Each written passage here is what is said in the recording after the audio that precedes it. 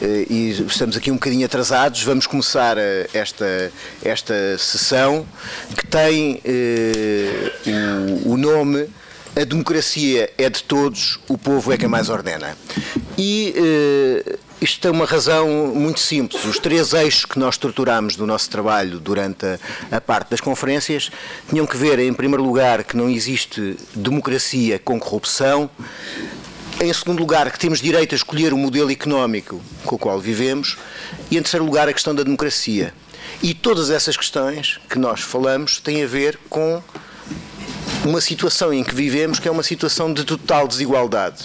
A corrupção é em grande parte motivada pela desigualdade, por alguém poder concentrar um conjunto de poderes de decisão que não são transparentes. A questão da economia, não existe democracia do ponto de vista da economia, e o terceiro aspecto é a concretização política dessa democracia. Quando começou significativamente a Revolução Portuguesa, a canção que a anunciou dizia "O povo é quem mais ordena". E é, no fundo, este ideal, esta ideia, que está subjacente à nossa intervenção e à nossa ideia de ação, que é a possibilidade de criar uma democracia em que as pessoas não estejam excluídas do processo de decisão, como hoje acontece. Em que a democracia seja um lugar onde toda a gente possa participar e não esteja monopolizado por uma pequena clique de gente que faz o contacto entre os grupos económicos e os grupos, e os grupos políticos. Esta é a principal questão. Num sítio onde há uma completa centralização de poder, torna-se impossível haver uma alternativa. Essa alternativa tem que passar por dar poder às pessoas. Um pouco com este ponto de partida, temos aqui uma mesa muito interessante e a ideia é que isto seja também neste funcionamento democrático, isto é, as pessoas da mesa vão ter uma intervenção relativamente curta, que será vigiada de uma forma um pouco stalinista da minha parte, e se abusarem muito, e a seguir teremos uma parte em que as outras pessoas podem participar. Nós teremos a seguir um plenário, e a ideia do plenário é sempre nós conseguirmos recolher aqui as propostas concretas. O que é que as pessoas pensam poder-se fazer concretamente, o que é que acham que se deve aprofundar e o que é que acham que podem ser ações. E o plenário final refletirá o trabalho que tivemos nestes dias. Objetivamente isto é um início, vemos só um bocadinho tarde, mas é um início, como diria o Pina, mas é uma discussão que vamos fazer com todo o gosto. Ao meu lado direito, não sei se direi, ao meu lado direito tenho a Carolina Bescança, que é dirigente do Podemos, penso que é responsável da equipa de estudos do Podemos, não é? Ainda mais à direita, sem com isso querer dizer nada, temos o João Rodrigues, do SES, portanto, economista. Do lado esquerdo, mas provavelmente por engano, está aqui o Zé Neves, que é historiador da Universidade Nova, e mais à esquerda de tudo está a Paula Gil, que entre várias características académicas e profissionais tem o facto de ter estado envolvida em grande parte dos movimentos de contestação dos últimos anos que saíram à rua. É uma das pessoas que esteve na origem do 12 de março, também é ativista de Costa Troika, e está sintomaticamente numa situação de observadora participante, porque do ponto de vista académico está a fazer uma tese sobre o Podemos e a Frente Nacional, portanto vai tomar notas provavelmente ao mesmo tempo que fala. Eu daria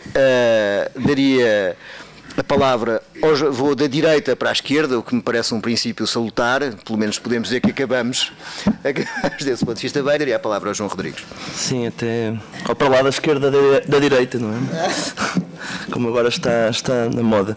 Bom, eu gostaria de começar a minha intervenção, bom dia, agradecendo a esta iniciativa, com uma reflexão, uma formulação que o António Vitorino, um conhecido facilitador, para usar a expressão corrente, usou num encontro da Associação Portuguesa para o Desenvolvimento das Comunicações, que é basicamente um grupo de interesse que reúne as empresas do setor das comunicações. E diz o Vitorino aí, cito: "A linha entre populismo e cosmopolitismo é a grande confrontação na Europa e chegará a Portugal inevitavelmente." Fim de citação. O que eu quero fazer nessa minha breve introdução é aceitar um pouco os termos, começar por aceitar os termos do António Vitorino e, de facto, concordar com ele, dizendo que há, de facto, uma confrontação que percorre a Europa e que é a confrontação de facto entre uma certa interpretação, um conjunto de interpretações em torno da ideia de populismo e um conjunto de interpretações em torno da ideia de cosmopolitismo, para terminar a defender que é possível um populismo cosmopolita. Ou seja, aquilo que neste momento nós temos é o seguinte, e o Vitorino no fundo sabe isso, ele chama cosmopolitismo ao processo de integração europeia realmente existente. E ele sabe o que é que isso impõe. Impõe austeridade permanente. E sabe para que é que isso serve? Para promover um processo de desvalorização interna no conjunto dos países, particularmente intenso nas periferias, que se obtém por via da redução do salário direto e indireto e da promoção de uma progressiva entrada do mundo dos negócios na área dos setores ditos não transacionáveis associados ao Estado Social. Ou seja, à educação e à saúde, que é, aliás, curioso que se fale muito em Portugal da promoção do setor dos bens transacionáveis, ao mesmo tempo que, neste momento, por via da fragilização do Estado Social, se esteja a promover a entrada dos negócios nos setores associados ao Estado Social, particularmente saúde, educação, mas também segurança social. E este projeto requer, dada a potencial crise da hegemonia, uma consolidação das forças que apoiam este processo de integração europeia, que estão reunidas em volta de uma certa interpretação do Bloco Central. É evidente que a designação cosmopolita ela ofusca tanto quanto revela, mas, no entanto, não deixa de chamar a nossa atenção para um facto decisivo, particularmente nas periferias. A força que tem impedido, que tem evitado crises terminais da hegemonia, particularmente em Portugal, está hoje lá fora. Ou seja, a resposta à pergunta porquê é que este governo dura está basicamente entre Bruxelas e Frankfurt. Ou seja, no facto deste governo e dos setores que o apoiam se posicionar como correia de transmissão das ordens emanadas das instituições europeias, particularmente da Comissão Europeia e do Banco Central Europeu. Cosmopolitismo é, no fundo, para António Vitorino, a continuação deste processo. O que é que desassossega figuras como António Vitorino? É o que eles chamam de populismo. O populismo é, obviamente, uma expressão com costas largas e que pode ter inúmeros significados. Mas, na minha opinião, esta expressão pode, no fundo, traduzir aquilo que deve ser o projeto e o programa de um conjunto vasto de forças políticas e sociais, criar uma alternativa que construa uma identidade popular a partir da fusão de uma questão, que é a questão da soberania, ou seja, a questão do conjunto de capacidades, de poderes que permitem a um povo decidir com autonomia sobre as suas instituições e sobre as suas políticas. O Luís Sá dizia: a independência nacional é a soberania posta em ato.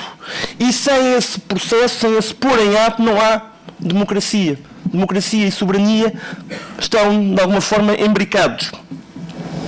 E, portanto, trata-se de criar uma identidade popular com vocação hegemónica, porque se apropria, e de alguma forma em Portugal tem condições para monopolizar a defesa concreta da soberania, com a questão social que atravessa o país. Ou seja, com a questão das condições das classes populares neste país, que têm no Estado Social, nas organizações políticas, sindicais, nas instituições que ainda vão assegurando algum tipo de equilíbrio precário nas relações laborais, as coisas que têm para defender. E, portanto, esta identidade política popular tem que se construir contra algo e a favor de algo. Contra algo é muito claro, as duas lógicas que neste momento estão em curso no nosso país. E que basicamente a lógica do aumento da dependência externa e vinculada a um processo de mercadorização da vida. E basicamente isto traduz-se numa transferência de recursos que é de baixo para cima na pirâmide social. Isso, os dados mostram isso todos os dias, aumento das desigualdades, concentração do rendimento e da riqueza no topo da pirâmide social, mas é também um processo de transferência de recursos de dentro para fora do país. E estes dois processos têm de ser articulados politicamente. Nenhum projeto político que se concentra apenas no primeiro, na questão social, é incompleto. Um projeto que se concentra apenas na questão nacional é também incompleto. E, portanto, é da fusão destas duas questões, da nacional e da social, que é possível alavancar um programa político de esquerda. Tem que ser contra algo, contra este processo e contra as figuras que, de alguma forma, protagonizam esse processo. E é preciso dar corpo a estas figuras, a este processo. E a favor de algo, a favor de todas as instituições e práticas políticas, as ainda existentes e as que estão por recriar, que permitam inverter esse processo. Ou seja, a soberania posta em ato passa por um projeto político de recuperação de alguns dos instrumentos de política que permitem o exercício efetivo na democracia na escala onde a democracia historicamente pôde florescer, que é a escala de uma comunidade política que obviamente tem relações com o exterior, mas que tem que ter a capacidade de gerir essas relações com o exterior, porque dessa gestão das relações com o exterior depende também muito da correlação de forças no interior, a tal fusão da questão social e da questão nacional. Agora, esta construção da identidade popular não deve entregar a noção do cosmopolitismo a estas forças reacionárias. O que tem de fazer é uma distinção muito clara entre aqueles tipos de fluxos que têm de estar ancorados nacionalmente num certo território, e eu falo particularmente da finança, tem que recuperar instrumentos que permitam ancorar territorial e socialmente os fluxos comerciais, o que não é a defesa de uma autarcia, mas é a defesa de que as relações comerciais devem ser pragmaticamente organizadas. Ou seja, um país não pode ser apenas dependente das exportações, tem que ter um mercado interno desenvolvido. Tem de controlar recursos estratégicos. Hoje, de facto, o Passos Coelho diz que os donos de Portugal estão a terminar, mas não estão a terminar, estão a recompor-se com vínculos cada vez mais dependentes ao capital estrangeiro, e isto é um problema político central que tem de ser colocado, e que tem de ser colocado como parte da construção de uma identidade popular que se constrói também contra algo, e em parte contra estes processos. Mas há fluxos de pessoas, de ideias, de culturas, que podem e devem ser fluxos políticos, de solidariedades políticas, que podem e devem ter um horizonte que transcende as fronteiras do Estado-nação. Ou seja, nós não somos obrigados a escolher entre um cosmopolitismo interpretado de forma neoliberal e uma pura autarcia. Nós temos que superar essa dicotomia que nos querem impor, por isso a proposta de um populismo cosmopolita que se declina concretamente num programa de recuperação dos instrumentos de soberania à escala nacional, particularmente no campo da política económica, mas que não abdica de promover solidariedades, ligações com outras forças políticas e sociais que na Europa defendem o mesmo tipo de programa e de projeto, independentemente das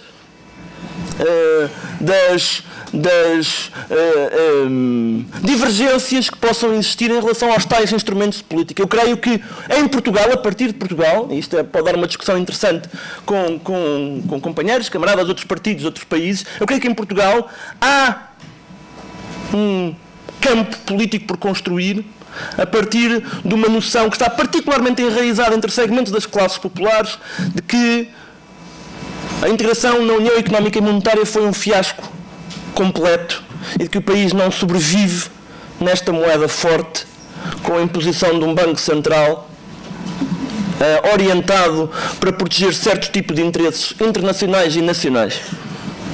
Acho que esta questão tem de estar no horizonte estratégico das forças de esquerda. Provavelmente de outros partidos e outras forças políticas nacionais e fora de Portugal terão outra opinião, mas isso não nos deve impedir de colaborar. E, portanto, na realidade, acho que a partir desta noção de populismo cosmopolita nós podemos responder com mais precisão a várias questões que percorrem o senso comum. Por exemplo, a questão da podridão do regime. Que regime é que está podre? E a resposta é muito clara. O regime que está podre é o regime de economia política em vigor. E este regime é contraditório com o princípio que está enunciado na Constituição da República Portuguesa, que Portugal é uma república soberana, baseada na dignidade da pessoa humana, na vontade popular e empenhada na construção de uma sociedade livre, justa e solidária. Eu acho que a esquerda não deve abdicar da defesa, pelo contrário, deve procurar monopolizar a defesa quer da ideia de soberania, quer da ideia de Estado social e democrático de direito.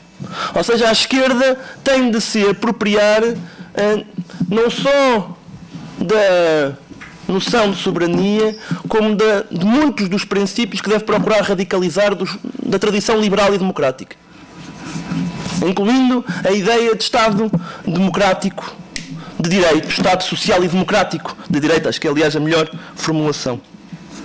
Até porque, em Portugal, as esquerdas têm uma oportunidade que em muitos países da Europa as esquerdas provavelmente já perderam, que é de monopolizar essa tal vontade popular e nacional, impedindo a extrema-direita de manipular e de se apropriar destes termos e canalizando, de alguma forma, o ressentimento e o protesto para os alvos corretos. Não para os imigrantes, não para os mais pobres, mas para os alvos corretos. E os alvos corretos são uma elite do poder que nos colocou deliberadamente num colete de forças económico, monetário e político do qual nós temos de nos libertar. E essa exigência política é uma exigência popular, é uma exigência nacional e é uma exigência, de alguma forma, que ao ser partilhada por vários povos da Europa e fora da Europa, tem um alcance cosmopolita e internacionalista, não se deixando aprisionar, digamos, nas ideias de autarcia ou de fechamento que não interessam a ninguém, muito menos às classes populares.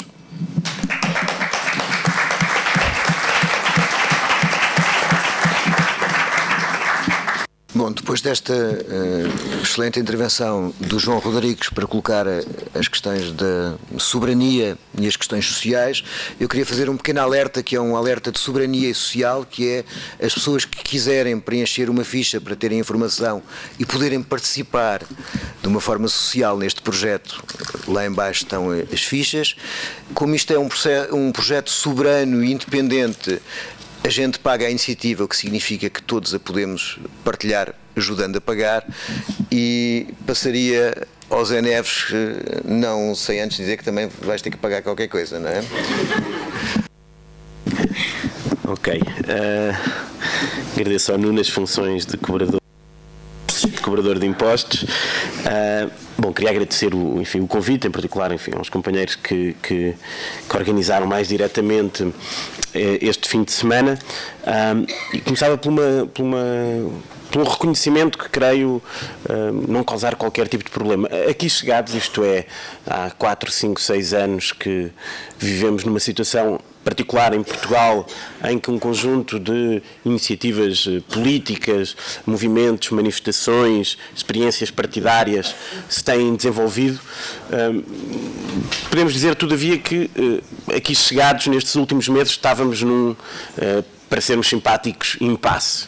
Isto é, estávamos claramente numa situação quase de morte lenta, em que, aparentemente, do ponto de vista do protesto, do ponto de vista do movimento, do ponto de vista da iniciativa política, um conjunto de movimentos que há 3, 4 anos, grandes manifestações que tinham acontecido, pareciam condenados, digamos assim, a não mais repetir.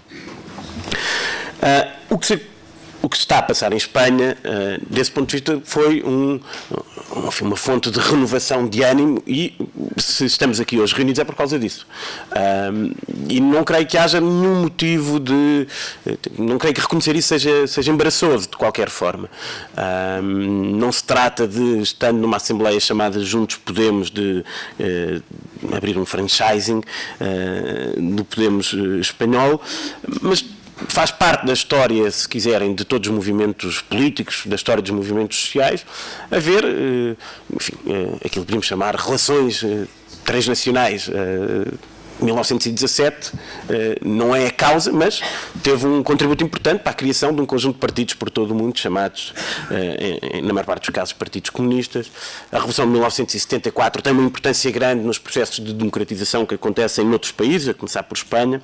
Portanto, reconhecer que estamos aqui, não só, mas em boa medida, porque em Espanha está a acontecer algo, não de agora, não do último ano, mas algo que de repente se tornou mais visível, creio que é um reconhecimento que não diminui em nada quem aqui está presente.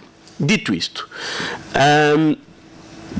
Acho que também passado estes tempos de contestação, de organização, de resistência em Portugal, há duas conclusões que podemos tirar. Uma é que não basta existir uma crise económica generalizada para existir protesto.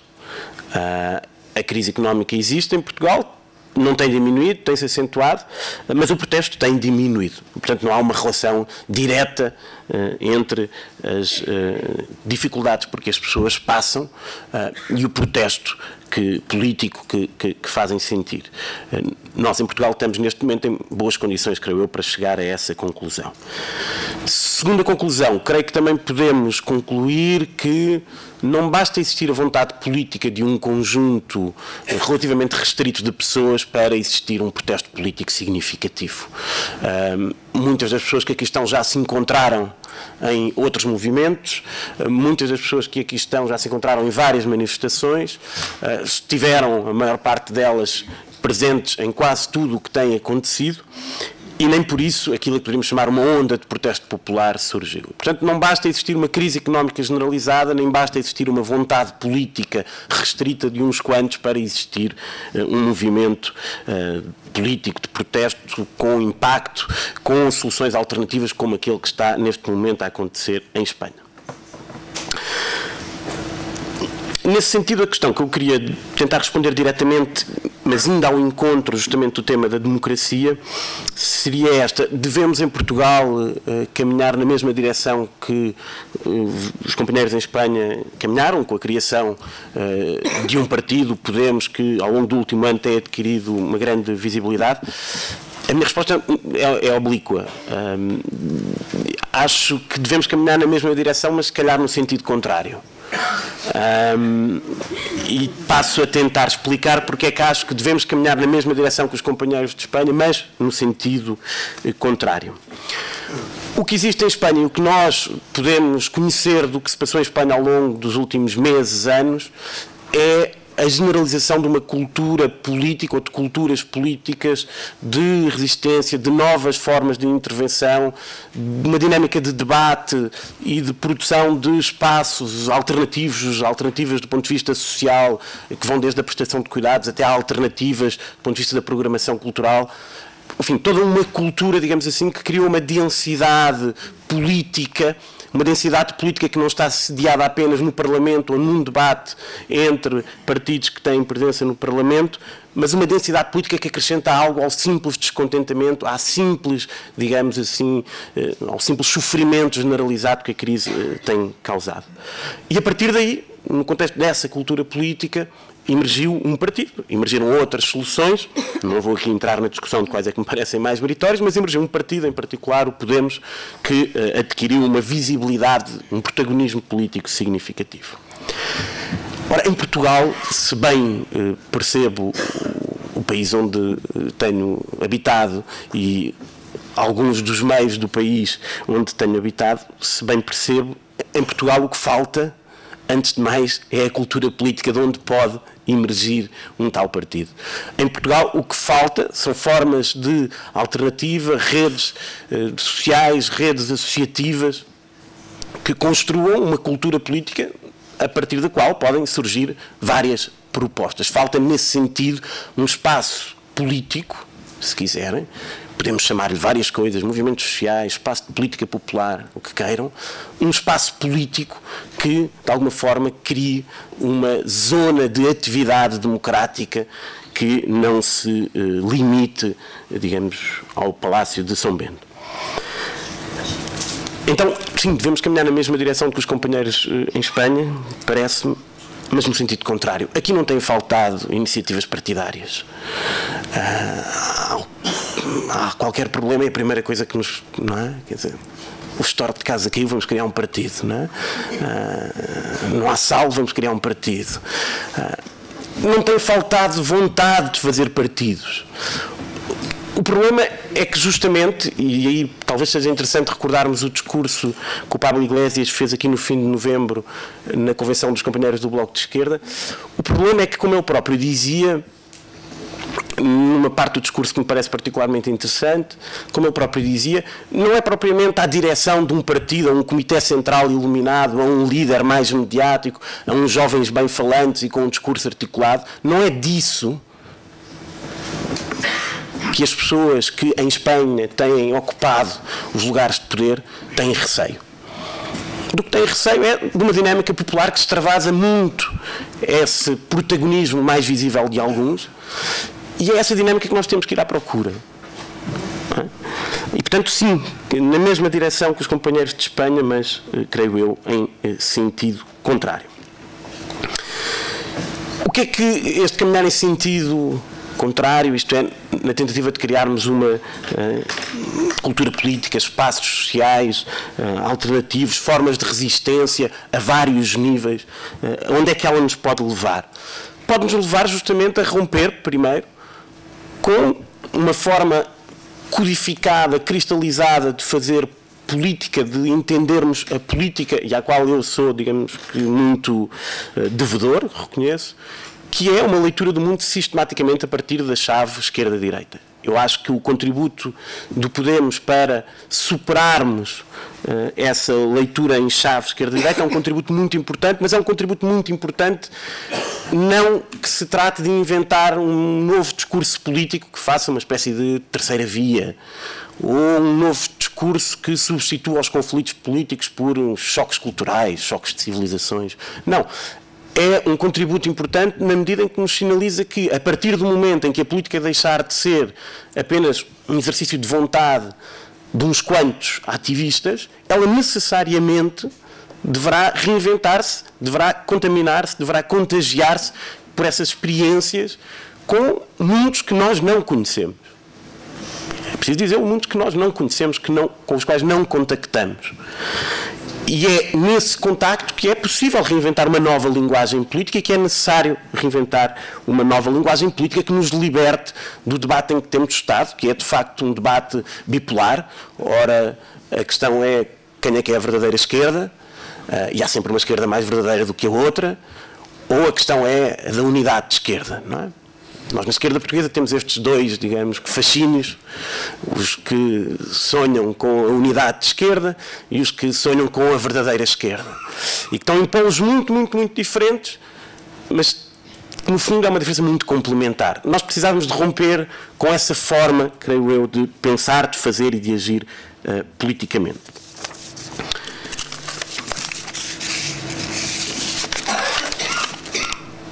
Se o fizermos, creio que qualquer viragem política torna-se mais possível. Ela não se torna incontornável de todo, mas torna-se mais possível. E torna-se mais possível qualquer viragem política, digamos, com reflexo em todos os protagonistas da cena política. A discussão sobre se o atual líder do Partido Socialista, o António Costa, é mais ou é menos de esquerda, ou está a virar mais à esquerda, ou está a pescar mais à direita, é uma discussão que é uma excelente discussão para a SIC Notícias e a RTP Informação encherem noticiário quando não há jogos de futebol. Mas é uma discussão que, no fundo, tem muito pouca importância a partir do momento em que, existindo movimentos populares, existindo movimentos sociais, a vontade política desses protagonistas, ela própria, será empurrada. A única forma de empurrarmos alguém para a esquerda, ou a forma mais importante, não é numa discussão sobre o caráter político ou ideológico mais de esquerda ou menos de esquerda de um determinado protagonista.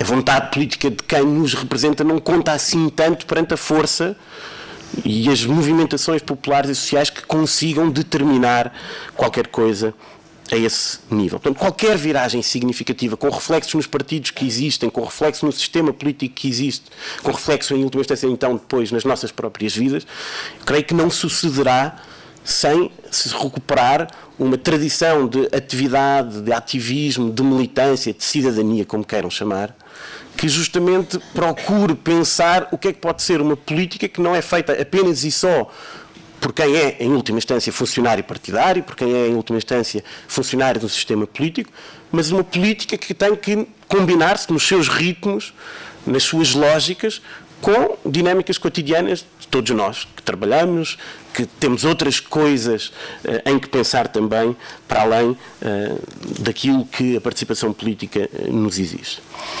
E, portanto, eu diria que este é o ponto de unidade, e vou terminando, eu diria que este é o ponto de unidade em que suponho que todos podemos estar de acordo. Isto é, a experiência espanhola, o que está a acontecer na Espanha, é muito instigante, é muito estimulante, é preciso caminhar nessa direção, mas eu diria que é preciso fundamentalmente caminhar nessa direção e em sentido contrário. Isto é, nós precisamos de criar a cultura política, a dinâmica de movimentos, de onde em Espanha surgiu um partido como o Podemos.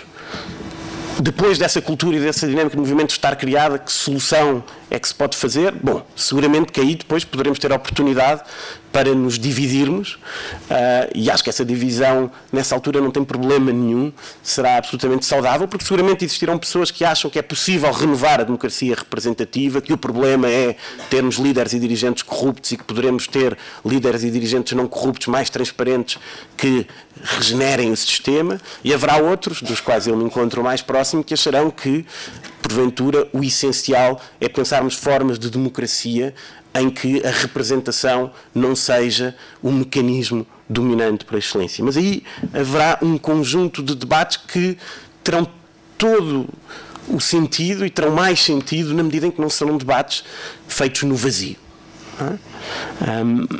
E então era fundamentalmente isso que eu queria referir, e acho que a questão da democracia, concordando com parte das questões que o João Rodrigues colocou, ele sabe qual é a parte em que eu não concordo, mas acho que a questão da democracia é uma questão de soberania, sim, mas é uma questão de soberania a vários níveis. Não é apenas a soberania dos europeus ou de um povo europeu que não tem poder na instituição política que é a União Europeia, não é apenas o problema dos povos nacionais, como é o caso em particular dos povos do sul da Europa que não têm poder nas suas instituições políticas, mas é um problema de soberania que justamente vai ao encontro da questão social que o João referia. Quer dizer, é um problema de trabalhadores que não têm soberania na sua empresa, é um problema de universidades onde, na verdade, mais de 50% das pessoas que contribuem para a atividade dessas mesmas universidades não são remuneradas pelas universidades ou não têm um vínculo a essas universidades. O problema da soberania é esse também. Ou seja, é um problema que se coloca também ao nível mais cotidiano dos lugares de produção, da economia. O problema da soberania económica também se decide aí.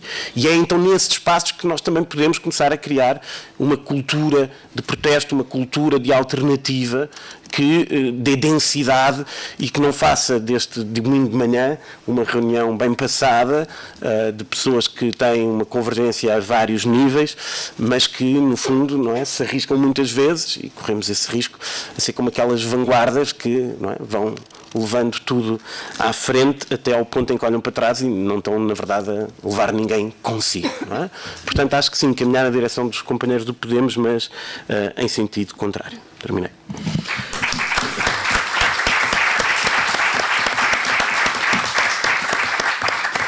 Bom, depois de uma intervenção do João Rodrigues sobre o papel do Estado e da soberania e uma intervenção do Zé Neves sobre o papel do não-Estado e também da soberania e da democracia e alguns alertas da parte do Zé Neves de que a situação social por si só não faz a mudança dessa realidade, que é necessário de facto haver qualquer coisa que lhe dê um sentido coletivo e que a faça ir num determinado sentido.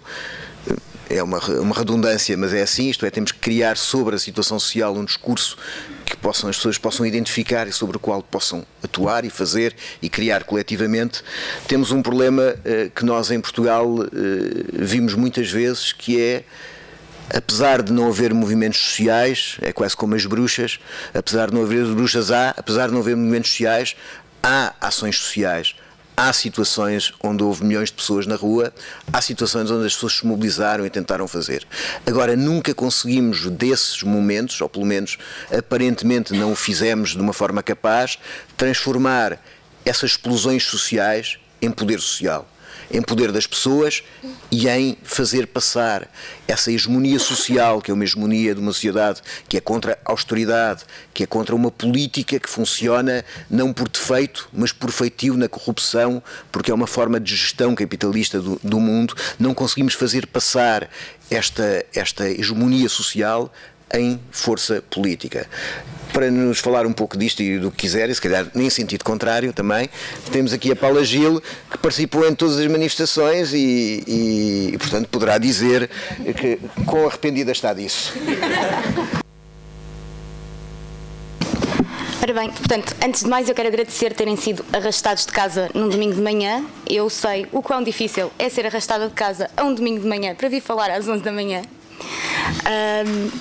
E começar por aquilo que eu acho que é essencial nós percebermos, um pequeno enquadramento do tipo de democracia em que nós vivemos. Toda a gente o sabe, eu não vou ensinar nada a ninguém, nem vou descobrir agora a pólvora. Portanto, a democracia liberal, que é aquela em que nós vivemos, é uma forma de governo na qual o poder é exercido através da representação. Portanto, o voto. É por isso que nós votamos de 4 em 4 anos. Opera dentro daqueles que são os princípios do liberalismo, portanto, a proteção dos direitos dos indivíduos, geralmente estabelecidos na lei, é caracterizada por eleições justas, livres, competitivas entre partidos múltiplos e distintos. A par desta caracterização, temos a separação dos poderes em múltiplos ramos de um governo e o primado do Estado de Direito no dia-a-dia como parte de uma sociedade que é aberta e tem proteção igual de direitos humanos, civis e liberdades políticas para todas as pessoas. Para a definição prática deste sistema, as democracias liberais são definidas numa Constituição que delinea os poderes do governo e implementa um contrato social que, neste momento, não consegue gerir as expectativas, uma vez que está absolutamente destruído pelo período de austeridade em que nós vivemos. Vivemos também novas formas de ditaduras. Recentemente, a União Europeia ganhou o Prémio Nobel da Paz, ao mesmo tempo em que os seus Estados aumentavam a policialização nas ruas, atacavam as liberdades políticas e civis das suas populações e proibiam manifestações em leis que eram implementadas sem ter em conta qualquer voz das suas populações ou limitavam essas mesmas manifestações através de cargas policiais violentas. É, portanto, necessário entender e dissecar estes novos tipos de ditadura, que são compatíveis com uma democracia pouco contestada e pouco participada. O direito de voto de 4 em 4 anos e a liberdade de expressão que é permitida, que é aceite ou que é autorizada, não é incompatível com este novo tipo de ditadura. Depois da queda do Muro de Berlim, Fukuyama escreveu um livro que se chamava O Fim da História. O livro foi muito criticado pelos seus pares e apresentava um discurso de organização social que era imposto pelo consenso em torno de uma democracia que era entendida meramente como uma competição eleitoral partidária, mercado livre e direitos individuais. Esta hipótese limita a vontade popular. Apesar deste descrédito que os seus pares lhe deram, esta ideia foi englobada pela generalidade dos sistemas políticos europeus, que são dominados amplamente pelo bipartidarismo, num eixo central, onde os principais partidos, no nosso caso, o PS, o PSD e o CDS, se confundem nas várias políticas que aplicam. Não há propriamente uma diferenciação de programa, não há propriamente sequer uma implementação das partes programáticas de um partido que possam distinguir cada partido, porque a maioria dos partidos não aplica aquele programa no qual nós votamos. Não há, portanto, uma relação direta entre aquilo que é o nosso voto e a nossa representatividade. No horizonte político atual, com esta definição de interesses gerais, o chamado interesse nacional, a célebre frase do não há alternativa, que foi usada várias vezes durante os últimos anos e muitas vezes pela Margaret Thatcher, apresenta uma sociedade definida com uma gestão eficiente que empurra para a margem, classificando como extremista qualquer proposta que possa surgir como contraditória àquela que é um eixo central do governo. Ao renunciarmos, nós, o povo, a batalha pela definição do interesse nacional, ao aceitar estes parâmetros que a discussão política pode ser definida pelo Estado, e ao limitar o alcance da soberania popular, estamos a entregar a política e o governo das nossas vidas ao conservadorismo. Limitamos a nossa decisão àquilo que é chamado o centrão. Ao exaltar o indivíduo, que todos os dias ouvimos na televisão, como o grande empreendedor que amanhã vai mudar o mundo e vai descobrir a pólvora, porque nós estamos todos cheios de dinheiro para comprar essa ideia inovadora que vai permitir a essa pessoa sobreviver a partir do momento em que institui ou consegue institucionalizar a sua empresa. Ao difamar o coletivo, estamos a limitar a liberdade e a nossa força, e estamos a promover a ideia vazia de que qualquer radicalismo, portanto, leia-se a busca da raiz do problema, é mau. Querem te ouvir, não sei porquê. Eu também não sei. Mas obrigaram-me. Portanto, remetemos então o povo para debates em que quem nos governa já está de acordo. E ao sermos divididos para reinarem sobre nós, portanto, ao estarmos em caixinhas definidas por género, por nacionalidade, por etnia, somos incapazes de nos opor a uma organização em que lobbies económicos e financeiros e essa dita falta de alternativa nos governa. E a austeridade destrói pela fome, todos os dias, qualquer espécie de oposição política. Este quadro sustenta a ordem existente, constrange as opções de debate e sustenta-se numa passividade que nós próprios infligimos a nós mesmos. Face a este debate que desgasta a política numa atividade que abandona as questões que afetam as populações, portanto, salários, condições de trabalho, preços, investimento público, direito à habitação, ao transporte e à cultura, o interesse na política sofre consequências graves de afastamento das populações. O culminar deste afastamento que nós vivemos hoje em dia é a célebre frase do "eles são todos iguais", como se não valesse a pena o nosso esforço de participar na democracia, como se a decisão de não participar não fosse, por si só, uma decisão política. Substituímos a política, a arte do debate, a arte da busca de alternativas, pela mera gestão burocrática das coisas e do Estado. Em Portugal, vivemos uma ditadura salazarenta cultural, que não terminou em 74, e que se baseia numa mentira, a ideia de que o povo é sereno e que é só fumaça. Um povo respeitador, humilde, pobre mas honesto, cumpridor, castrado ou esterilizado.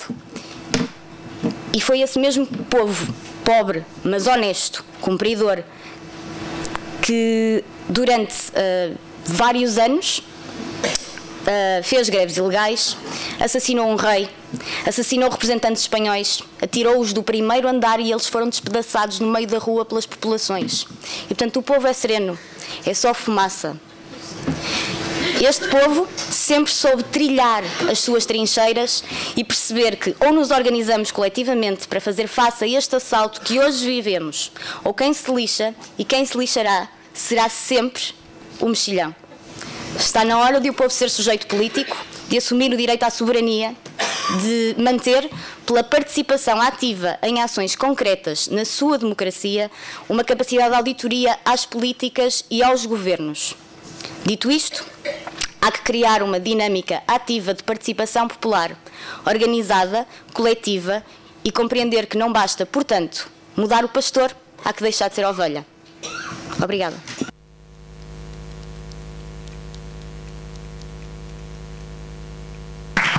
Depois da Paula Gil ter citado Passos Coelho e ter proposto atirarmos os espanhóis pela janela, não é? Quer dizer, aquilo que me parece bastante mais grave nesta Assembleia, eu acho que há algumas questões que são bastante interessantes e, de facto, quer dizer,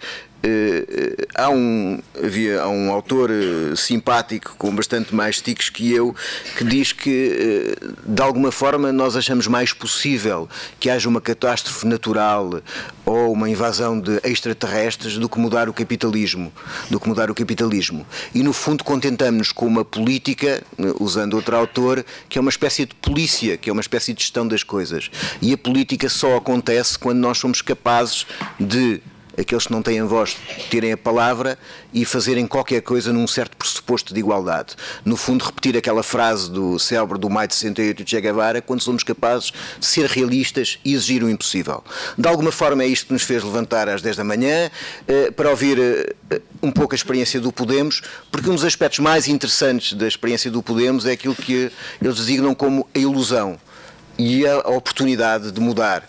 E vou passar a palavra à Carolina Bescança, que fez o favor de vir de avião rapidamente e voltar para compartilhar connosco um pouco deste tempo. Muito obrigado. Pronto, obrigada. Obrigada por me ter invitado a estas jornadas, é um privilégio para mim estar hoje aqui. Muito obrigada mesmo por ter organizado as jornadas, por impulso, pela decisão, por a vontade de pôr em pé uma força política ou a força política necessária para mudar num senso mais democrata, mais justo, o sistema político do país, da Europa e do mundo. Muitas graças ao meu agradecimento para Nuno Ramos, que tem cursado toda esta invitação de maneira muito tenaz, não? muito fixo bem, porque nós andamos agora todos tolos em Espanha. Também a Joana, que ainda não a conheci. Joana, obrigadíssima pela insistência, pela gestão, por esses trabalhos invisíveis, verdade, que são imprescindíveis para que coisas assim possam ser, pero que muitas vezes não vemos, não? A Joana e invisível são coisas que a gente não consegue. Não. Não consegue fazer rimar. Mas se calhar o seu trabalho não é tão visível, não, neste ponto, mas com certeza não é visível, sim. Obrigada. Também obrigada aos parceiros da mesa, a João, José, Paula, pelas suas intervenções, que me têm feito pensar muito nos pontos de semelhança e nos pontos de diferença, pelas suas ideias, pela sua análise. E agradecimento também para todas as pessoas que levam semanas trabalhando para organizar isto, para todas as pessoas que estão gravando com a câmara de vídeo, organizando a logística, traindo, levando a gente, as pessoas que foram a buscar-me ao aeroporto, tudo o que é preciso para que algo assim possa ter lugar. E finalmente também agradecer a toda a gente que está aqui hoje, porque estamos aqui hoje, porque também aqui há uma vontade de empoderar-se, de colher a história dentro do presente, de demonstrar-nos a nós mesmos e ao mundo que somos pessoas que estamos decididas a recuperar a nossa condição de cidadãos e a recuperar também o rumbo das nossas sociedades e a recuperar com esse processo a nossa dignidade, que passa por a recuperação das condições mínimas de dignidade para toda a sociedade e para nós mesmos. Então, muito obrigada por ter sido convidada, muito obrigada por estar todos aqui e pelo trabalho, que sempre é muito. Bueno, eu nunca pensei que o povo português fora um povo tranquilo, não? O povo português, además de tirar gente polas janelas, também foi unha gente que fixo unha revolución, verdad? Que nós non fixemos. E que penso que eso sempre na España, a hora de olhar para vos, non é algo que causa admiración, non? Algo que causa... Quero me disculpar por o meu portugués, que está tan bello que o mellor xa non se entende. Se pensades que é mellor que fale español, nos decides o mellor sí. Sí, é mellor. É un pouco deprimente, pero vale, me cambio. Nunca la historia de dos pueblos fue la misma. Y porque la historia de los pueblos no es la misma, ese es el motivo por el cual podemos compararlas. Si la historia de los pueblos fuese idéntica, no sería posible la comparación. Las comparaciones solamente se hacen entre cosas que son distintas. Las cosas idénticas no permiten la comparación. Desde este punto de vista, he venido hoy a hablar de nuestra experiencia, que es una experiencia propia, que no pretende ser idéntica a la experiencia de vuestra historia o la que tengáis que escribir. Dejo en vuestra mano la búsqueda de las semejanzas y de las diferencias. Dejo en vuestra mano la tarea de análisis entre lo que hay de común y lo que hay de distinto, entre lo que yo vengo a contar y lo que vosotros analizáis en vuestra propia realidad social. Hace 11 meses, el 17 de enero de este año, en Lavapiés, en un barrio de Madrid, varias docenas de personas, con Pablo Iglesias a la cabeza, dimos una voz en un teatro pequeño y dijimos, si la gente quiere que montemos algo, que lo diga. Y pedimos 50.000 firmas para poner en marcha Podemos. Y alguien dirá, ¿habéis inventado algo? No, nosotros no hemos inventado nada. Realmente Podemos no ha inventado nada. Y vengo hoy a hablar también en relación a las intervenciones que he escuchado antes, tanto de Joao como de José, como de Paula, porque hay cosas con las que me siento próxima y otras con las que no tanto, ¿no? Podemos ha sido una hipótesis que ha significado para nosotros mismos un cuestionamiento profundo de nuestro marco de análisis previo. No es solamente que hayamos hecho una propuesta distinta hacia afuera, sino que nos hemos obligado a nosotros mismos a pensarnos a nosotros mismos de manera distinta. Y hablaré de eso y hablaré también de... Voy a hablar de eso y de los errores que muchas personas cometimos antes de llegar a Podemos, a los intentos que fracasaron, a las hipótesis equivocadas, porque a veces también en los errores está una parte, ¿verdad?, de la luz del camino, que creo que es un camino construido colectivamente, no es un camino que haya construido ningún iluminado. Nosotros no inventamos nada, ¿de acuerdo? Solamente construimos una herramienta. Construimos una herramienta que tenía como objetivo, o que se propuso desde el primer momento como objetivo, llevar los acuerdos sociales que ya existían en la calle, los grandes consensos que ya existían en la calle, llevarlos al ámbito político-institucional. Ese fue nuestro único objetivo, construir una herramienta que llevase lo que la gente estaba diciendo en la calle al ámbito de las instituciones políticas. ¿Por qué? Porque entendíamos que la gente en la calle estaba diciendo unas cosas que no tenían nada que ver con lo que estaban diciendo ni los partidos ni los medios de comunicación. Se estaban creando unos nuevos acuerdos transversales que no tenían nada que ver con lo que nosotros estábamos escuchando en las televisiones, con lo que estábamos escuchando en el Parlamento, con lo que estábamos escuchando a los partidos políticos desde sus sedes. El tiempo histórico, ¿verdad? Y hay aquí un historiador, me da un poco de apuro, bueno, habrá más en la sala, pero... El tiempo histórico funciona de manera muy distinta al tiempo cronológico, ¿no? Y en el campo de la economía y de la sociología política, el tiempo histórico corre de manera distinta. La crisis del 2008, la gran crisis financiera mundial, ¿verdad?, que tuvo efectos demoledores en todas las economías del sur, en la española también, golpeó durísimamente a la sociedad española y el mercado laboral español desde el primer momento. Sin embargo, aunque el golpe duro entró en el año 2008, las grandes transformaciones en la opinión pública no empezaron a notarse hasta el año 2010. Es decir, hubo un lapso de tiempo entre el golpe económico y la modificación de las condiciones ideológicas, ¿no?, por decirlo de alguna manera, de la mentalidad, ¿no?, de las formas de entender las cosas. Y hacia 2010, algunas cosas empezaron a cambiar. Entramos en una fase que los historiadores llaman un proceso destituyente, ¿no? Un proceso en el cual lo que empieza a pasar no es que se construya nada, sino que se destituyen acuerdos que existían previamente y que en nuestro caso habían sido las bases del régimen del 78, las bases sobre las cuales se había construido todo el sistema nacido tras la muerte del dictador, ¿no? Se rompieron o se empezaron a romper muchos consensos. Voy a mencionar solo 3, ¿de acuerdo? Pero se rompieron más, ¿no?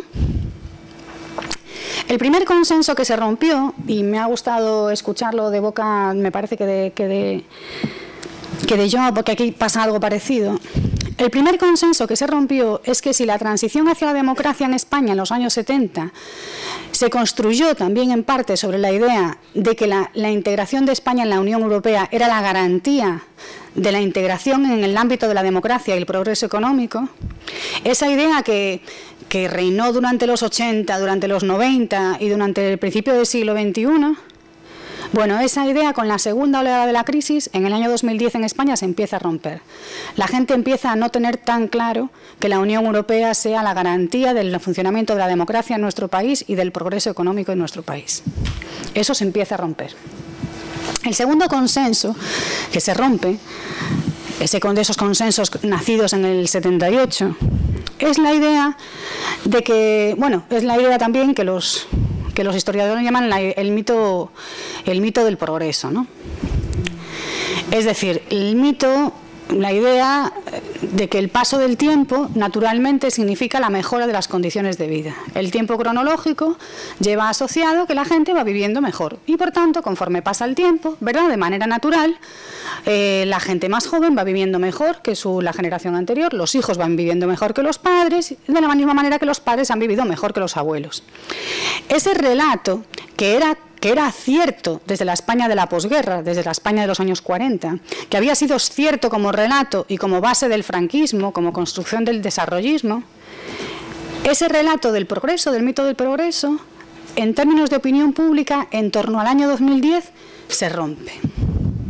Y por primera vez en España, las generaciones más jóvenes empiezan a creer que van a vivir peor que sus padres. Y que las condiciones del mercado laboral con las que se van a confrontar van a ser peores que a las que se confrontaron sus padres. Y que las condiciones de vivienda, de posibilidad de acceso a la vivienda, van a ser peores que las de sus padres. Estos son espacios destituyentes, ¿vale? Destituyentes. Es la parte del momento destituyente. El tercer consenso que fundó la transición, eso que llamamos ideologemas, ¿verdad?, núcleos del pensamiento político, núcleos o corazones, elementos centrales de los relatos ideológicos de cada país.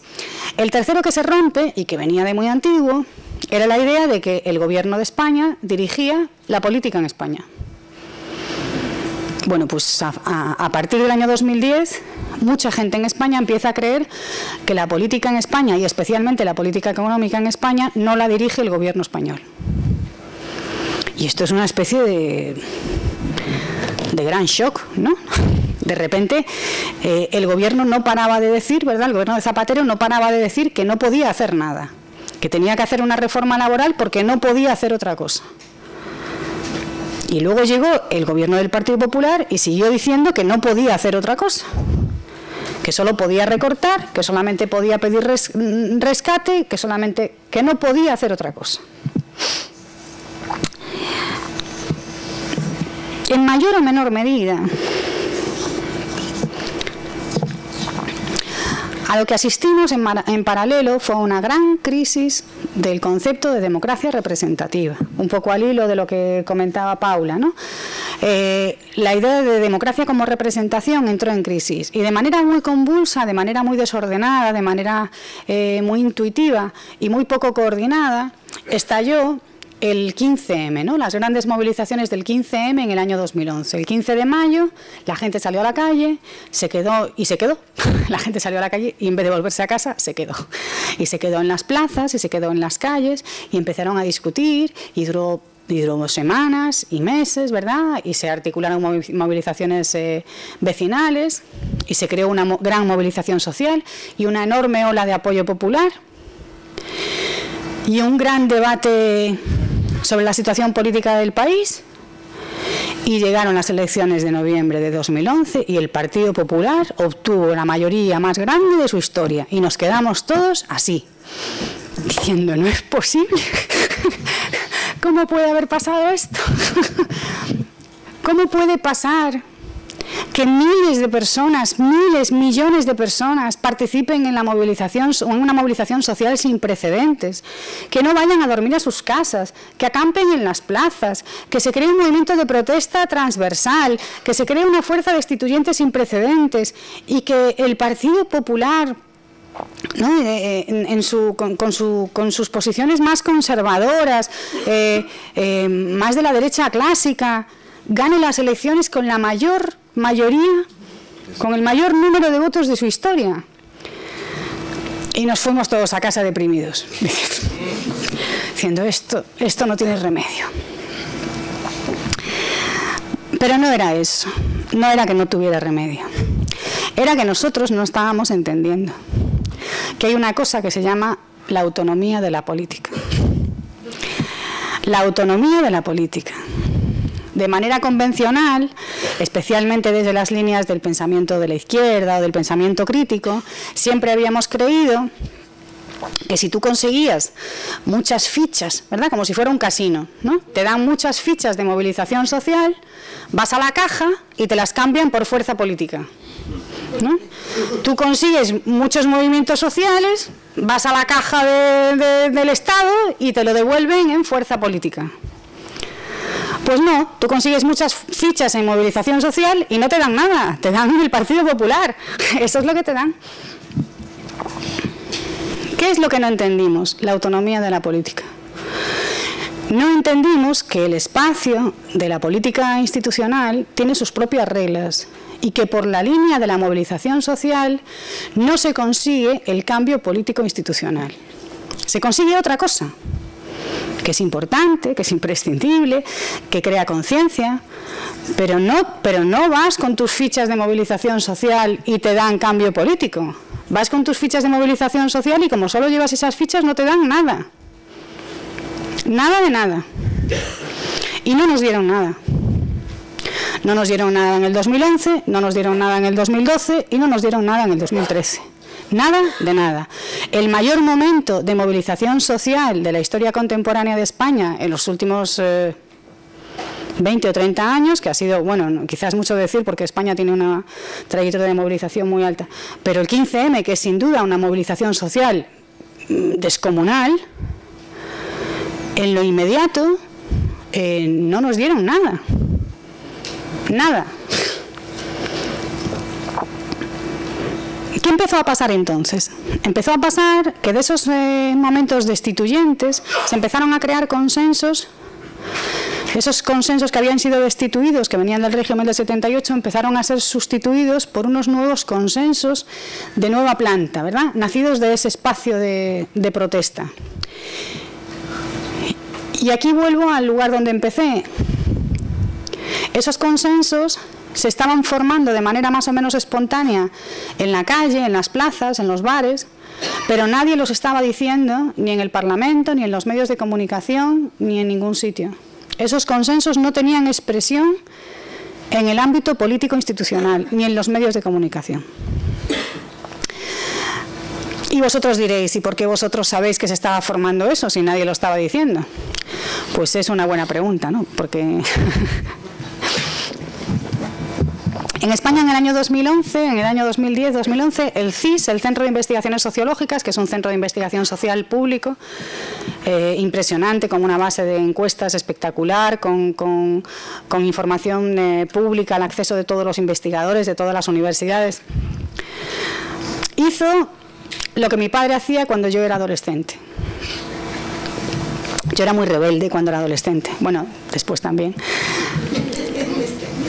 Y mi padre, que era un señor muy de derechas, me decía: yo no te pregunto nada, que igual me contestas. Y yo pensaba, hace bien. Hace bien. Bueno, pues el Centro de Investigaciones Sociológicas en España decidió hacer lo mismo con la sociedad española. No preguntarle nada, no fuera que la gente le contestase. Conclusión, desapareció la investigación pública en España. Ya no hay datos sociológicos sobre la opinión pública de los españoles desde el 2011. ¿Por qué? Porque igual si preguntan, la gente les contesta. Pero a veces ocurren milagros, ¿verdad? Y en el año 2013 conseguimos dinero para hacer una encuesta en el ámbito de la universidad, y eso fue una cosa estupenda, ¿no? Porque pudimos ver que había unos acuerdos nuevos que no se estaban expresando en ningún sitio y que eran lo que llamamos sociológicamente transversales. Es decir, que crecían por encima de los viejos ejes de diferenciación de tal manera que hacían que esos ejes se fueran sumergiendo y que se estuvieran creando nuevos acuerdos por encima de todo eso. Primer acuerdo, por mencionar 3, ¿de acuerdo? Primer acuerdo. La corrupción política no es un accidente. No son accidentes que les pasan a los partidos políticos ni a la gente de los partidos políticos. La corrupción política es un sistema, es parte de este sistema.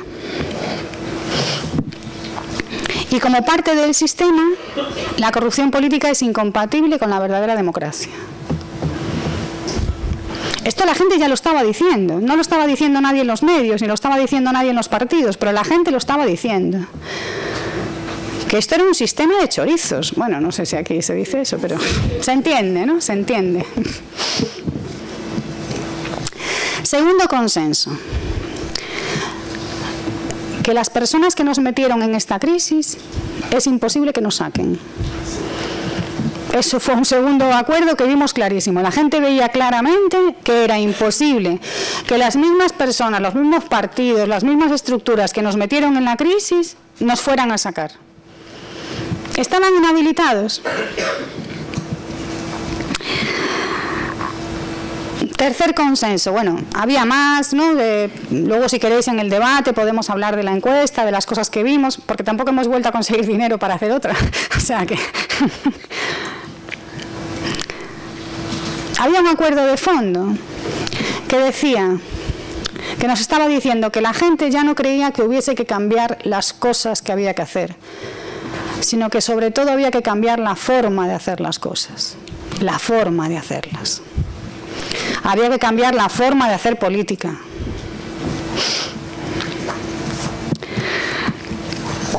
¿Qué es Podemos? Podemos fue eso, una propuesta para hacer las cosas de otra manera, sobre dos supuestos. El eje izquierda-derecha, la izquierda y la derecha, las identidades izquierda y derecha, ya no servían para explicar lo que estaba pasando y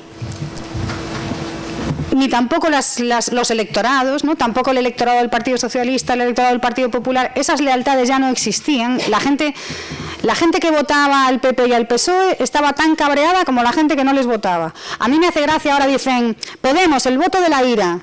¿El voto de la ira? Bueno, si en España votase a Podemos, todo el mundo que está enfadado tendríamos el 85% del voto. Quienes dicen eso no entienden que la gente que vota al PP y que vota al PSOE está tan cabreada como la gente que vota a Podemos. Igual de cabreada. Y eso lo que demuestra es la miopía, ¿verdad? Los ciegos que están los responsables de los viejos partidos, que no entienden que la gente que les sigue votando a veces por cuestiones morales, por vínculos familiares, por miedo al cambio, pero no porque no estén enfadados, están enfadadísimos. La gente que vota al PP, en España, no votó al PP para que el PP les robara, ni para que montase la trama de corrupción más grave de la historia de nuestro país. La gente votó al PP porque está en contra del aborto, porque son conservadores históricos, porque su familia es conservadora de siempre y no quieren cambiar de posición, pero no porque no estén enfadados. Ahora mismo, en nuestra sociedad, hay acuerdos que son mucho más grandes que eso, que son mucho más grandes que la izquierda y que la derecha, que son mucho más fuertes que la identificación con el PP o con el PSOE o con el Partido Comunista. Y porque esos acuerdos son más grandes es por lo que puede existir Podemos. Nosotros entendimos que el eje izquierda-derecha ya no nos servía para explicar lo que estaba pasando en nuestro país. Y para muchos de nosotros que venimos de la izquierda, eso significó una renuncia muy grande. Muy grande. Y decir, bueno, cuando nosotros decimos que las propuestas de Podemos no son ni de izquierdas ni de derechas, sino que son de sentido común, lo que estamos diciendo es que hay un acuerdo mayoritario en nuestra sociedad que es más grande, que es transversal a eso de la izquierda y de la derecha. ¿Cuáles son esos acuerdos? Que son unos chorizos, que esto es un sistema, que no nos van a sacar ellos y que hay que hacer las cosas de otra manera. Estos como mínimo son los acuerdos. ¿Qué es lo que nos dicen ellos? Sois unos extremistas. Sois la izquierda radical. Y tú les dices que no somos la izquierda radical. Y ellos vengan a decirte que eres la izquierda radical. ¿Y por qué quieren decirte que eres la izquierda radical? Porque saben que si el juego sigue en el eje izquierda-derecha, ellos siempre ganan. Si ellos siguen en el juego, si ellos consiguen posicionarte que tú lo que estás construyendo es la unidad de la izquierda, rácata. Otra vez. Y tú le dices, no, estamos construyendo la unidad popular. Te dicen, no, sois unos extremistas. Que no, que es la unidad popular. Que no, que es la unidad de la izquierda. Y tú, que no, que es la unidad popular. Y así vamos, ¿verdad? Y así vamos. Segunda asunción o segundo aprendizaje que nos metimos dentro y que nos costó. Que las fichas de la movilización social no te las cambiaban por poder político. Que no, que por mucha movilización social que consiguieses, luego eso no se transformaba en cambio político, que la política tenía una autonomía, y eso significaba entender las reglas de la política, que no son las reglas del movimiento. Los movimientos sociales tienen unas reglas y unas funciones que no son las mismas que las de la política. Y entonces vinieron los del 15M a decirnos, vais a montar un partido, sois como los demás. Y nosotros que no, y ellos que sí. Y entonces, ¿qué es lo que pasa? Que nosotros cobramos por la izquierda y por la derecha, ¿verdad? Nosotros nos están dando por la izquierda y por la derecha. Y más que nos van a dar. No pasa nada, viene en el paquete. Bueno, luego si queréis ya os cuento mis errores personales, ¿no? De cosas que yo creía que... Bueno, voy a contar uno porque yo en 2013 yo participé personalmente en otros movimientos que no salieron bien. Y eso también tiene su... Yo creía... Esto ya no... Pablo no, Pablo Iglesias que creía otra cosa y bueno, él tenía razón. Yo creía que no se podía conseguir esto sin dinero. Cuando hicimos la encuesta en el 2013 y yo vi cómo estaba el mapa... Dije, vamos, que se puede. Vamos, venga, vamos allá. Y conseguí unos cuantos que me hicieron caso y dijeron, venga, vamos. ¿Y yo qué fue lo que hice? Reunirme con mucha gente para contar los datos de la encuesta y empezar a buscar dinero. Y como no conseguí el dinero, dije, pues nada, no, pues para casa, ¿no? Y nada, no conseguimos el dinero y nos fuimos para casa. Yo pensaba que sin dinero no se podía hacer. Y estaba equivocada, bueno, voy a ser condescendiente conmigo misma, estaba equivocada en la mitad de la premisa. No se podía hacer sin capital. Pero el capital no es lo mismo que el dinero. ¿Cuál fue la propuesta? Yo me fui a casa en octubre de 2013.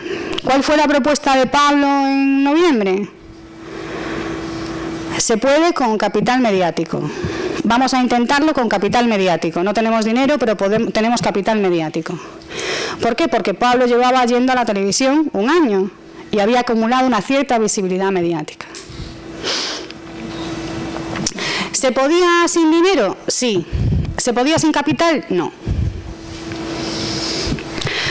Por tanto, dos asunciones previas que nosotros naturalizamos. Una, eje izquierda-derecha no es el que mejor explica lo que está pasando en nuestro país. Eje nacionalismo español versus nacionalismo periférico no es el que mejor explica lo que está pasando en nuestro país. Segunda premisa que asumimos, lo que consigas en movilización social no te lo va a cambiar nadie en poder político. Y sobre esa idea pusimos en marcha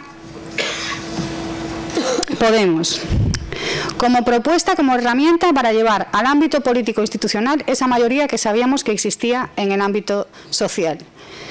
¿Cómo? Diciendo, somos una herramienta y vamos a hacer las cosas de otra manera. ¿Qué es hacer las cosas de otra manera? Primero, vamos a hacer un partido, porque no nos queda más remedio, pero vamos a hacer un partido que no tenga delegados, que no tenga representantes, que no haya delegados territoriales, que tú no tengas que elegir a alguien que luego va al Congreso, o que tienes que elegir a alguien que luego va a la reunión regional. Vamos a hacer un partido sin representación. Creemos que está en crisis la democracia representativa. Bueno, pues no vamos a hacer una organización que reproduzca los problemas de la democracia representativa. Como existe Internet, ¿verdad? Y como existen en las redes sociales, y como existen un montón de herramientas que permiten la participación directa sin representantes, no tenemos por qué tener delegados. Por tanto, nace Podemos como un partido o una organización sin delegados. Segundo, no queremos tampoco identificaciones fuertes, no queremos afiliados, ¿no? Como... Voy a hablar de España, ¿no? Muchas veces los partidos de la izquierda... Voy a hablar de España, pero estoy casi segura de que pasan más sitios, ¿no? Pero no voy a decirlo. Muchas veces los partidos de la izquierda se convierten en un fetiche, ¿verdad? Y entonces tú tienes un orgullo de pertenencia a una organización porque tu padre fue de esa organización, porque tu abuelo fue de esa organización, porque esa organización te proporciona una identidad social con la que estás cómodo o cómoda, porque te permite decir quién soy. Con independencia de que esa forma de entender la organización significa que esa organización cada día es más incapaz de cambiar la realidad social, porque cada día es más marginal, cada día está más en la periferia, ¿verdad? Nadie se siente incluido en esa identidad. Nosotros dijimos, no, nada de fetiches. No montamos Podemos para que haya nietos de Podemos, hijos de Podemos, bisnietos de Podemos, orgullosos de... No, vamos a montar Podemos para conseguir el poder político. Y si no conseguimos gobernar, lo desmontamos y nos vamos a casa. Eso significa que en Podemos, más que militantes, hay inscritos.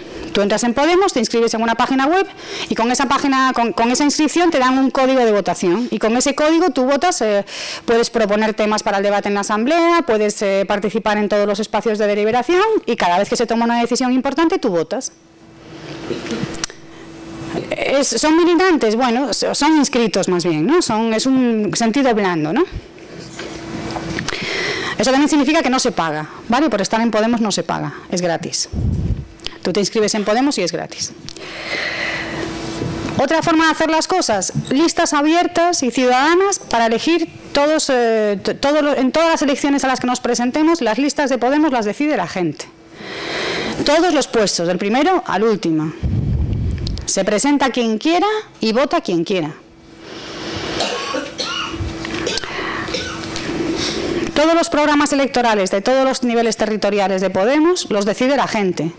La gente propone, se hace primero un borrador, eso se mete a debate durante meses, que es un poco lo que estamos haciendo ahora, y finalmente la gente votará y elegirá lo que le parezca mejor o peor, ¿no?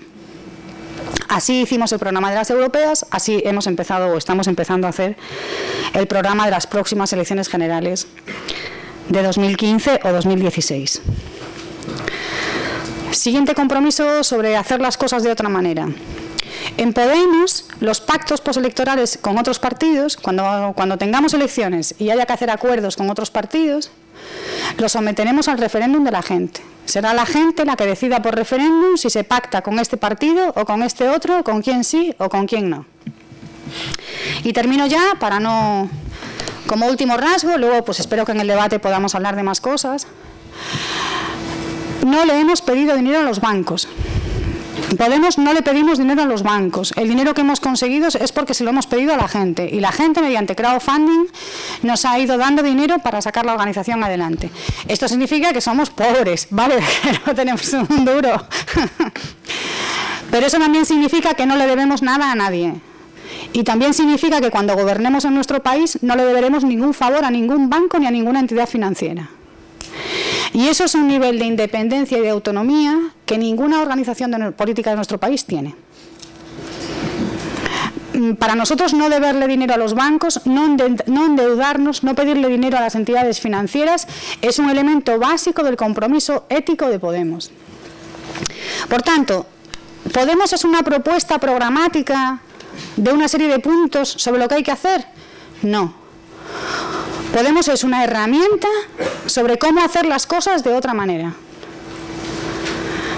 Sobre cómo poner un instrumento político al servicio de las mayorías sociales que ya existen, asumiendo el riesgo de que las mayorías sociales decidan cosas que a lo mejor no nos gustan.